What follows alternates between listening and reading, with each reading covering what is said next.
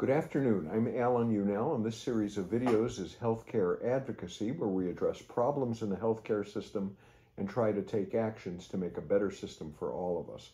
Today we're going to talk about a recent Supreme Court ruling called the Chevron Deference. Before we do, let me tell you that down below in the YouTube's description box will be a link to the Healthcare Advocacy newsletter, which is free. You can subscribe to that for free.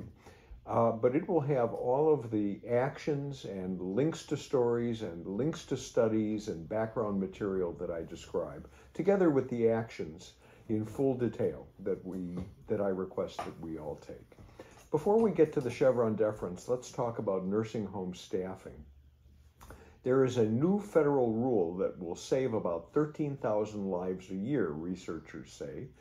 Nursing home officials are pushing back. They don't want to implement it because if they increase staffing, profits go down. Although, just as a background measure, let me tell you that there was a study published in the Journal of the American Medical Association, I believe last year, that noted that when private equity firms take over nursing homes, within a year, the death rate increases by 10%, and it's attributed to cutting back on staffing and providing less interaction between staff and the clients or patients. So anyway, Senator Elizabeth Warren of Massachusetts and the University of Pennsylvania researchers did some examination into what the Biden administration's finalized minimum staffing rule would be for nursing homes, and they estimated that in a year, 12,945 people would not die.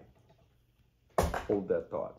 Let's talk about the lack of gun control as a public health crisis.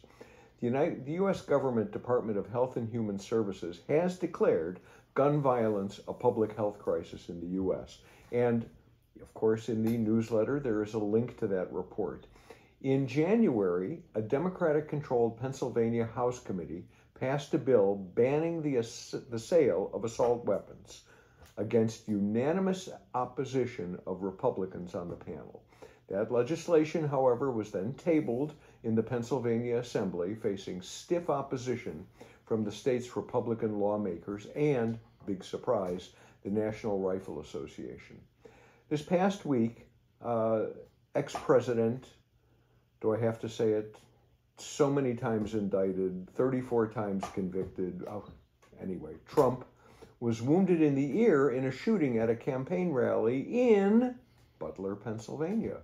The suspected shooter was killed by Secret Service snipers, was identified as Thomas Matthew Crooks, age 20, from nearby Bethel Park, Pennsylvania.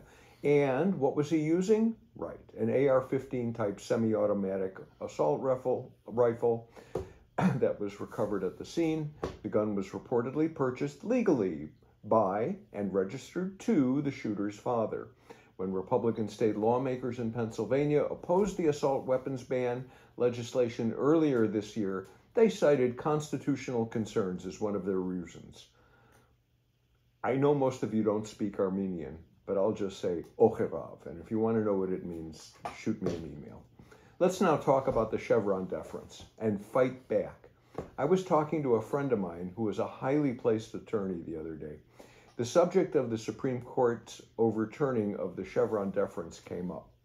The Chevron Deference gave federal agencies the interpretation preference when there was room to interpret the wishes of congressional legislation. Overturning that decision will throw many rulemaking agencies into chaos, as rules designed to protect the public, such as those from the FDA, Health and Human Services, and the Environmental Protection Agency, are all brought into court so that a judge, not a scientist, can choose the correct interpretation. For your information, Health and Human Services and its sub-agencies often rely on the Chevron Deference to support their positions on reimbursement questions. Look out for trouble there. Medications, vaccines, rules regarding pollution, even what constitutes effective treatment for illness will all be called into question and given to a non-expert to decide instead of the experts in place at the federal agency. In my humble opinion, the court really screwed over the public in favor of those who want no rules and a right to do damage and harm in the name of expediency and profit. There is a link in the newsletter so you can learn more about the court case. Anyway, Representative Pramila Jayapal has introduced legislation that would make the Chevron Deference law. God bless her. It is H.R. 1507. It's called the Stop Corporate Capture Act. She actually introduced it a year ago. The bill modifies the process for federal agency rulemaking. Specifically, it requires interested parties who submit a study or research as part of a comment to a proposed rule to disclose the source of their funding for the study or research. It limits the use of the negotiated rulemaking process to government agencies. It provides statutory authority for the judicial principle that requires courts to defer to an agency's reasonable or permissible interpretation of a federal law when the law is silent or ambiguous. That is exactly the Chevron deference. And it establishes an Office of Public Advocate to support public participation in the rulemaking. This is great. Anyway, additionally, a public company that knowingly makes a false or misleading statement in a comment to a proposed rule is subject to civil penalty of not less than $250,000 for the first violation and not less than $1 million for each subsequent violation. Finally, the bill provides agencies with the authority to reissue a rule that has been rescinded under a joint resolution of disapproval pursuant to the Congressional Review Act. For 1 year, beginning on the date of enactment of this bill, an agency may reinstate such a rule by publishing it in the Federal Register. After the 1 year period, the agency may reinstate the rule using a notice and comment rulemaking procedure. We need this in place ASAP, as fast as possible, to protect all of us. Okay, here's the action. We need to let our member of Congress and our senators know that overturning the Chevron deference puts all of us at risk. Rules of Health and Human Services, the FDA, the EPA can all be called into a question and given to a non-scientist to decide. You can reach them at a link that I'll put in the YouTube description box.